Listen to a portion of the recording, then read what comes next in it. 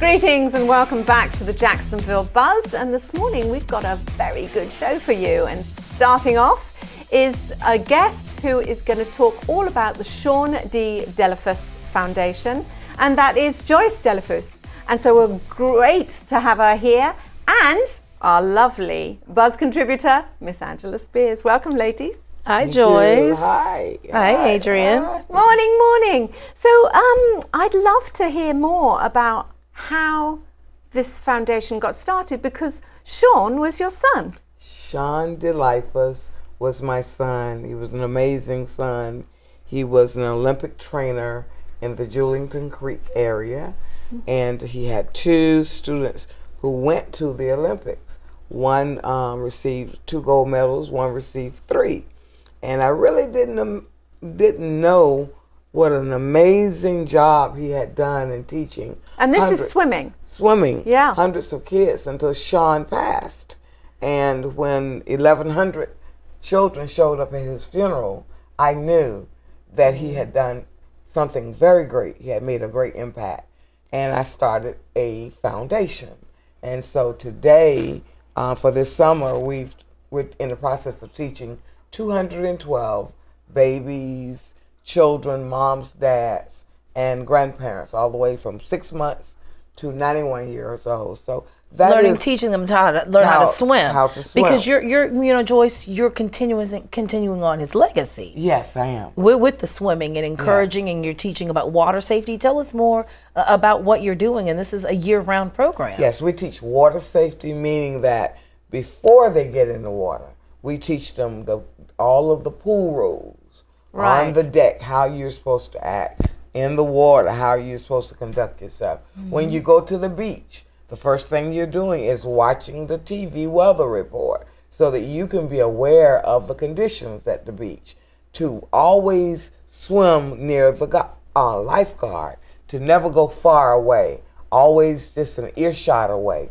We teach all types of safety precautions before we sign them up. They have to go through a mandatory water safety program. So we work on that all year long. We start a year ahead of time. We've already started for 2020. So Wow. You know, we're Adrian, excited. it's so exciting, Adrian. It's amazing to see the babies in the Yes. water, Yes. Joyce, isn't Yes. it? You know, when you have babies, 6 months, 5 months, and they know how to swim better than us, Adrian. I know, it's embarrassing, isn't it? It is embarrassing. And it is, as you said, it's for anyone, from babies through to grandparents. Yes, we teach the whole family. Yeah. So that going on their next vacation is a different experience. Yes. Instead of staying in the hotel room, instead of sitting on the pool deck and watching everyone else, grandparents can say, "Oh no, we're not watching cartoons here in this hotel. We're going down there and we're going to swim." Yeah. What a Yeah. fun, enjoyable, but yet life-saving invention that we've taken on. Yes, and I mean, why do you think it is that there are so many people that don't learn to swim at a young age? Why do you think that is? It's very, very expensive, and our program is free. Okay, and so Buy we those free raise swim money. lessons. We raise money a whole year in advance. So as I said before, for 2020, we started last month gathering our list of persons in the community who cannot swim. So in 5 days, we must have received right at about 84 applications in just Wow. 5 days. Goodness, that's a lot, isn't it? And are there other reasons that you're hearing why people don't swim? Because you're catering to the whole community, but there's certain, why? What are the reasons? You said it's expensive. What are the reasons? Are people saying that, Very honestly, African American ladies have issues with their hair. Okay. They like to get it And wet. They don't like to get it wet, and because it's I'm very what's called tender-headed, and that means that every time I get in the pool, of course you got the shampoo, you got to wash it, and it kind of hurts when I comb it. So you don't want to do that. So you Body just don't image get is in- another thing, right? Right, and so we're just working People, on just all in of general. Yes. Just people who don't want to get in a bathing suit, worry about that. But we have to fight those stereotypes, don't we, Joyce? Because Yes. we live in a city surrounded by water, and we know the statistics. When we hear the number of drowning, it's alarming. And it can be in 2 inches of water. I mean, it doesn't amazing. have to be a big swimming pool pool or or the a beach. big lake or the Yeah. beach. It Yeah. can just be something, Yes. See, our first year we started with 67 3 years ago. Right. Sean passed 3 years ago, and 2 months after his demise, we began the foundation. We started with 60. That's quick, isn't it? It is quick. Well done. We started with 67, and the third year now we're at 212. Quite a difference. So the interest, and I'm excited not only to teach the babies and the children, but the grandparents. I mean, I'm like, okay. Yeah, and it's so exciting for them to yes. And so how can people help with the Sean D. DeLifus Foundation, Joyce? Because you said you offer free swimming lessons. Yes. So people just sign up, they have to apply. Yes. And they get these lessons for how many weeks? 8 weeks. And we pay $54 to the Johnson YMCA or to Winston Riverside YMCA, wherever we are teaching at that time. They can go to our website at www.SeanDDeLifus.com and make a contribution. And so we start raising money a whole year in advance. Do you have events that you have to put together so that you can raise more funds? We have a former world-renowned model who's now in our swimming program, and so she's beautiful. She taught our kids how to model, and we did a fashion show, and we were expecting to raise about $2,000. Well, we raised close to $4,000. Just on these little children modeling, these little 12-month-olds walking. And that out. was the inaugural fashion show, huh? Right, that was last year. So what are we gonna do next year, right? Well, we're going to do it again. Okay. And so they do talent, and then they do fashion, and it's only a 1-hour presentation. So if they play the piano and they're 3 or 4 years old, or if they play the flute, or they ballet, or they can do a beautiful poem, we just put them on display. How wonderful. And then we put the music on, and here comes the babies, the 3-year-olds, the 12-year-olds, and they're modeling. And these are all kids who participated in the foundation. Who've learned how to swim, right? Right. Is that right? Exactly. Oh, this is wonderful. Well, you have to make sure that you let me know when all these events are taking place. I will. Because we have to make sure that everyone knows about it. Thank you so much. No, I appreciate it. It's been a pleasure talking to you, and it's nice to know that you're carrying on your son's work. Yes. It's amazing. Isn't it? It is for me. Continue to do a wonderful job and continue to educate the community about swimming and the water safety. That's what's so important, Joyce. Water safety. Big event or party at your home or business? The Jacksonville Party Company. Stress-free, flawless, and memorable. Whether it's for children, a retirement, a wedding, or other social or professional activity, it's stress-free, flawless, and memorable when you involve the Jacksonville Party Company. Contact them today to get your event launched at JacksonvillePartyCompany.com. The Northwest Jacksonville Community Development Corporation was founded in 2001 out of a concern for community decline and blight. And so to talk to us about what has happened in the last 18 years is the CEO and original director from the NJCDC, and that is Mr. Paul Tutwiler, and of course our wonderful Miss Angela Spears. Hey there, how are you, Adrian? Good morning, good morning. Good morning, Paul. So, Thank you. The NJCDC. Tell us all about it, because so much. There's so much has happened in the last 18 years. Well, that's true. I'm honored, and actually I'm the second director. I followed the community's organizing and deciding what it really wanted to do. So clearly it has a beautiful story. It really does. And it's part of the rest of Jacksonville's story, and so much hope and promise that you find yourself trying to analyze the past in order to really set a vision for the future. Northwest Jacksonville CDC, it's a very long word, and the name is, it's about understanding that it is a community development corporation. We're a nonprofit business with the idea that we have to find a way, rather than to come back and hope something happens, to really drive social change, to drive opportunities so that we can arrive back at days when the community was much better off. And you're doing that by providing housing opportunities, hurricane mitigation. Tell us about some of the things that you do. You do so many different programs, the 5 pillars, education, so tell us all about it. Well, it's about understanding those things. Again, I made a little bit of reference to the community's history when the community really had the highest standards. I mean, kids wore suits and ties to school, understanding that we've kind of changed from those early days. And as the community has changed, it's understanding that our community has gone into decline. And it's our ambition to simply get back to those days. So in order to do that, you have to think of a more comprehensive approach that, yes, deals with some of the social realities that we have. Having quality, affordable housing. Quality, affordable housing. How about economic development and job opportunities? How about big. just making sure that we plant a seed so that the children have the proper, yes, education, but training, including vocational opportunities, so that they can basically be a part of the future. And in many ways, you understand the plight of the community, and there's so many negative indicators for our community that it's rather depressing. And if you listen to a lot of residents who live there, it's less about how other people feel about our community, but how do the people who live there feel about their own community. They take pride in it, don't they? Well, some of it them. is true. It is true. Some of them. We have to embrace the good, the bad, and the ugly.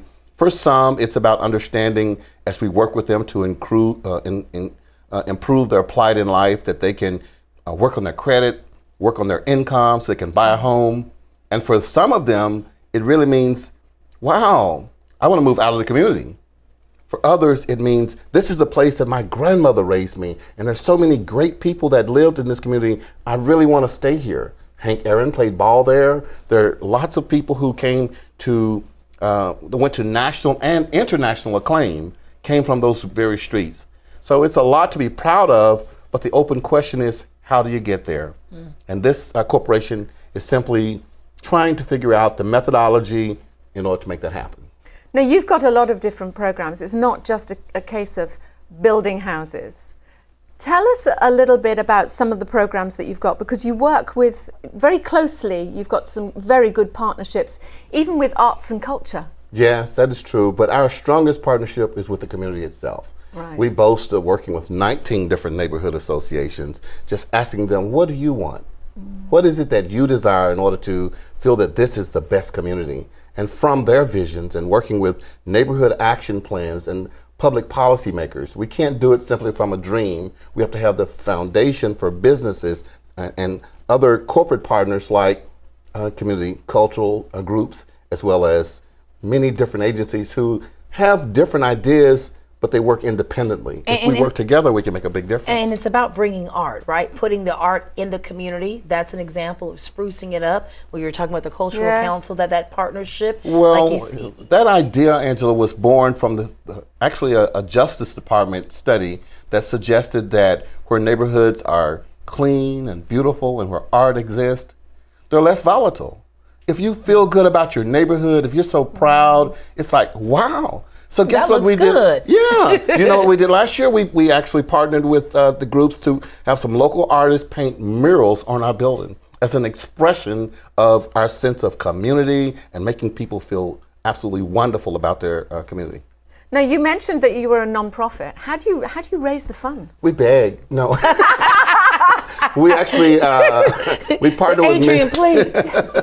Well, we do accept public support seriously, but it is about understanding that we have to have a business plan. We are a nonprofit business, and some of our funds come from the delivery of services, including rental properties and including developing real estate, but we also seek to be able to get corporate support from those who understand our mission so that we can provide roofs for homes that where our families were underinsured or uninsured as a result of the hurricane. You guys built an apartment complex, redid a senior living apartment complex? We did. We're so proud of that. Really? We partnered. Yes, we did. It's about understanding it's not single family housing, and I keep talking about that blast from the past when the neighborhood was largely single family homes, and it really transitioned where a lot of our homes were vacant and a lot of vacant properties.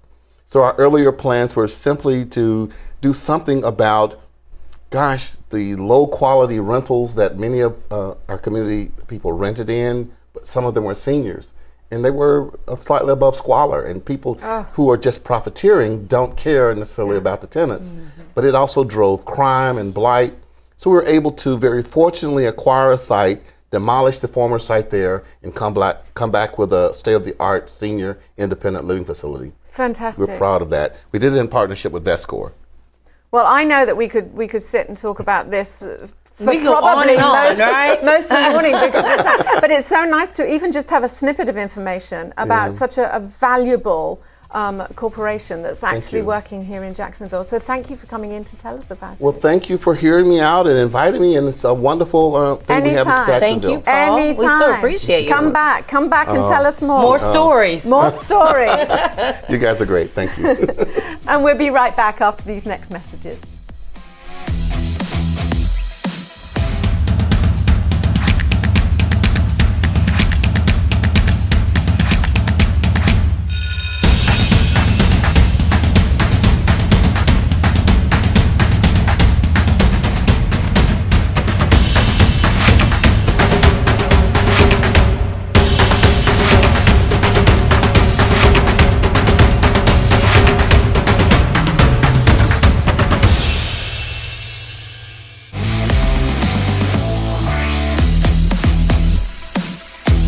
Greetings.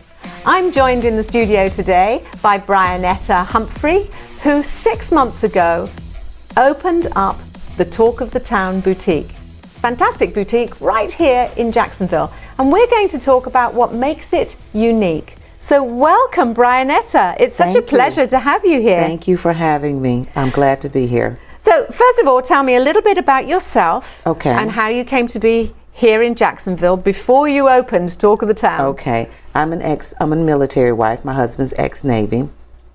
And he was in the military, and we decided to make Jacksonville our home 20 years ago. So Jacksonville is my home. Aha, that's Yeah. it. Here. This is what it's all about. And the apparel business? Yes, I know. Previously, before I opened Talk of the Town boutique, I was a case manager for a healthcare insurance company. But I've always That's a big change. It is. It's a big change. But I've always had a love for fashion. And I realized that there's a common thread no matter what you do in life, and it's called communication. If you know how to communicate with anybody and anyone, just about it in the industry, it can be a great resource and tool to use. So that's one of the things that helps me kind of connect with my customers. And so you open Talk of the Town, and tell everyone where it is. It's 2712 Park and King Street, right next to Cool Moose Cafe in Jacksonville, in the Riverside area. So, I mean, you couldn't have chosen a better area, Yes, really, because they've been people great. wander past and, you know. So what makes Talk of the Town unique? Okay. What makes Talk of the Town unique is that we appeal to a broad audience. And our customers are from the millennial to the senior and everyone in between. We love it. We love to have goods and apparel for moms, daughters, and grandmothers as well. We get generations that shop the boutique either fantastic. individually or together. So that's one thing that makes us unique. And are you just clothing, or do you do jewelry or accessories? Yes, we are primarily a women's apparel boutique, but we do carry accessories and some small household goods, candles, coffee mugs. We're going to start carrying canvas art, things like that. And what are the brands that you think are the most popular that you like, but perhaps other people don't know about? One that we like is a brand that we opened with is Custo Barcelona. It's very unique, very eclectic brand. And that's another thing that makes Talk of the Town unique. It's an eclectic boutique. So what that means when it comes to fashion is you're going to find different styles, from things that are very simple to things that are kind of high fashion, over the top. And do you cater for just predominantly day wear, or do you have some evening wear? We do have evening wear as well. So it's day. You can find things in there for a night out on the town, something nice for work, or something for a great evening event. How fantastic. Yeah. So are you sort of planning on doing any events, any little fashion shows or anything to? Yes, we are. We actually just, August the 2nd, we're starting, it's a series called M&E. It's M&E series. It's the M&E series, and it's a networking and engage series. It's a social, and the launch is going to be at River City Brewing Company, just to get everyone familiar with the M&E series. And then we're going to have our first in-store boutique event August the 20th, and it's going to be Mingle, Network, and Engage. Oh, fantastic. And then there's going to be a fashion show as well, where we're going to offer fashion, styling tips, and things like that. Hence MNE. M&E. Mingle, network, Network. and engage. Fantastic. And they're going to take place every Tuesday of the month. So it'll be posted on our social media, and it'll just be a great event for people to just come out, socialize, network, and also shop. Yes. And that's the best part, isn't it? It is. That's the best part. So if people want to find out more about you, your company, do you have any online products? If people want to shop, they can log on to our website. It's www.talkofthetown.com, or they can shop us via social media, or Instagram and Facebook as well. Fantastic. Well, I'm super excited about your boutique being here in Jacksonville, but also I'm very excited about MNE. Yes. So we'll be mingling, networking, and engaging. And that's on August the 2nd at River City Brewing Company. Thank you, Talk of the Town. Thank you, Brian Netta, for coming in here and telling us all about it. Thank you for having me. We'll be right back after these messages.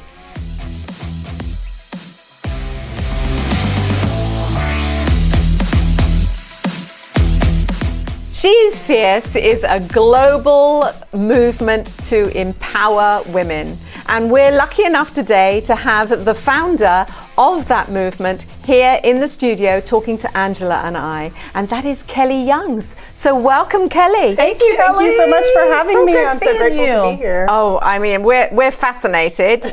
And the first thing I have to say is, how did you become fierce? What started it all? Man, well, I think that being fierce is not always about, being tough. I think it's also about being vulnerable and being honest. And I think that, to be honest, that's how She is Fierce has become successful, because it is about empowering women. It is about, telling people that you can make something happen, but it is also about saying, look, it's real life, right? We just talked about when you have children and when you have families and you have all this stuff going on in your life.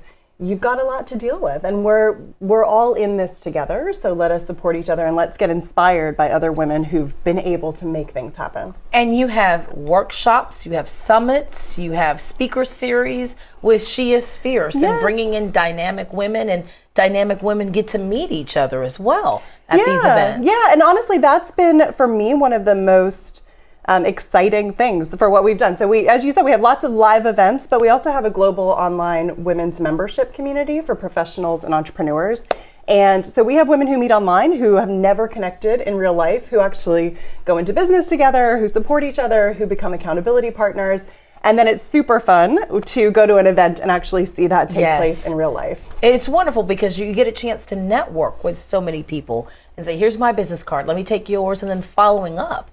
Yeah, and I think for, at least for my goal, is that we're bringing together women from all different backgrounds, from all different kinds of careers, so that it's not your standard networking event where you go and meet all the same people. You're actually, get this opportunity to meet people who maybe are younger or older than you, who are in different places and willing to support you and mentor you in different ways. So do you have different chapters in different parts of the world, or is it predominantly one here and then the rest is online? So we do have a St. Augustine chapter and a Jacksonville chapter. And then basically what I have done besides that, we have done an event in London. We're going to do another one in London this summer, just a smaller event.